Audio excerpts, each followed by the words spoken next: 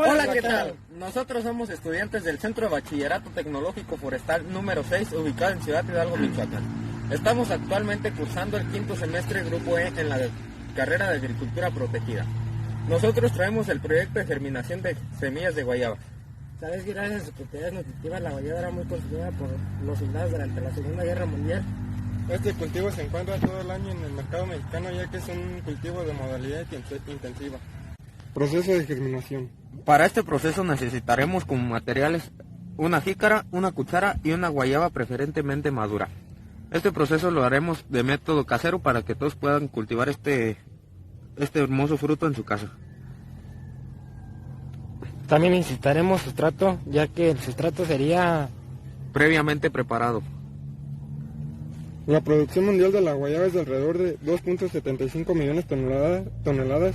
Pakistán es el principal productor con una participación de 22% de total de producción mundial, seguido por Brasil con un 17%, India con un 16%, México con un 15% y Egipto con el 12%. En este proceso la primera parte que necesitaremos será partir la guayaba madura para no dañar las semillas.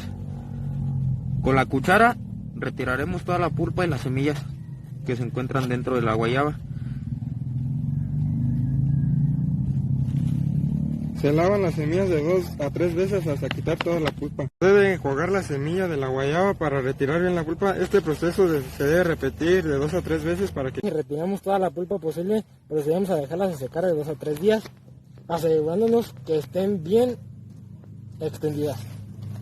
Procedemos a colocar las semillas en un sustrato de base de materia orgánica previamente hidratado.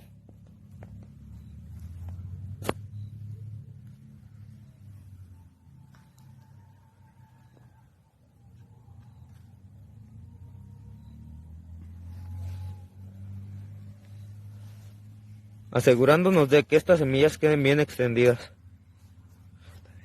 Después de este proceso nos aseguramos de tapar las semillas.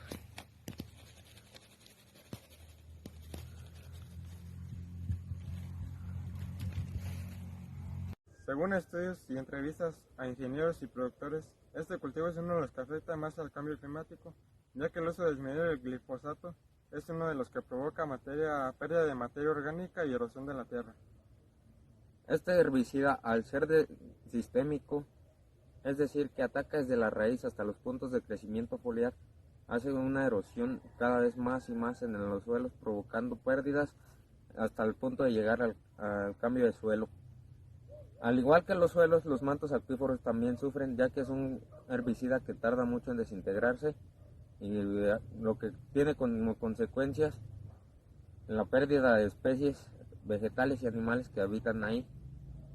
Por otra parte, el cultivo de guayaba ayuda a prevenir el calentamiento global al absorbiendo CO2, manteniendo suelos húmedos, fauna silvestre entre los huertos, por ejemplo, tlacuaches, ardillas, conejos,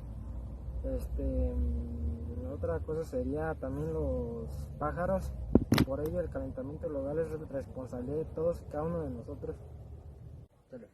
Otra de las formas en que este cultivo afecta al cambio climático es la deforestación, Ya que cada vez hay menos espacios para cultivar y sacar productos agrícolas.